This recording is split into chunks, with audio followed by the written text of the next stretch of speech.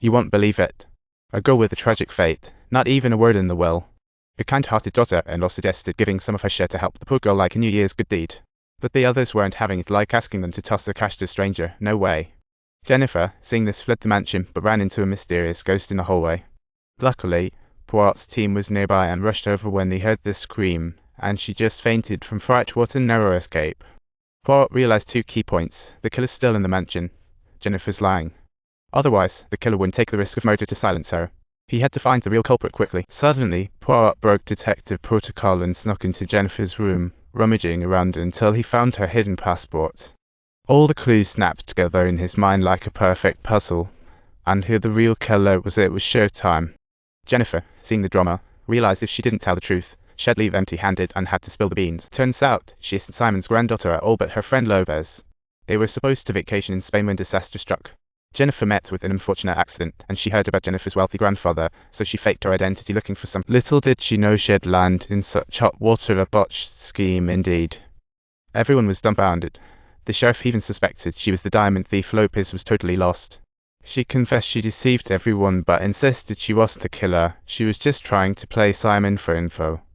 Just as she reached the stair corner, she saw a shady figure, then heard that horrifying scream. She didn't catch the person's face, but it was definitely a short-haired woman. Poirot immediately shifted suspicions to the whole family. Starting with the eldest son, losing inheritance would breed resentment. His wife backed him, claiming she was on the phone that night, leaving a 10-minute gap.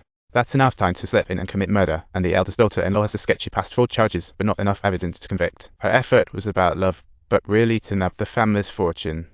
And that sudden return of the second son? Could be a plot with the youngest to off their father. This makes sense. The youngest son and wife, long tormented by Simon, have finally had enough. Just when the father wanted to change his will unexpectedly, Poirot pointed to the second daughter-in-law as the short-haired woman. She didn't hesitate to admit it was her that night. What a rude old man Simon was. The second daughter-in-law, furious, planned to confront the old man and move out, but found the door locked. She banged for ages, no reply, then she heard gruesome screams. It was like a horror movie right then. When the family broke the door, they saw Simon's corpse and concealed the truth, fearing misaccusation. Just when the sheriff thought he had it cracked, Poirot backpedaled and said they weren't the killers. Everyone was shocked. So who is the killer? Poirot explained that eerie scream was from a gift he received before Christmas.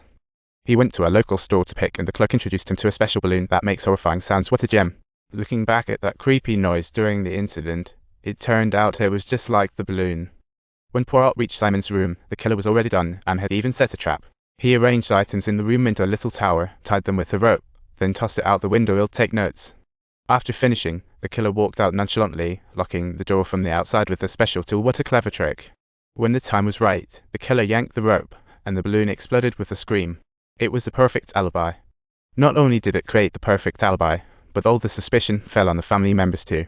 While everyone was puzzled about the real killer, Poirot's case turned to a risky portrait, recounting Simon's rags to riches story. Young Simon once dug for diamonds in South Africa with a friend, but greed led him to tragedy and bloodshed. He killed his buddy while he was asleep, and consequently, he himself bled out in the vast desert.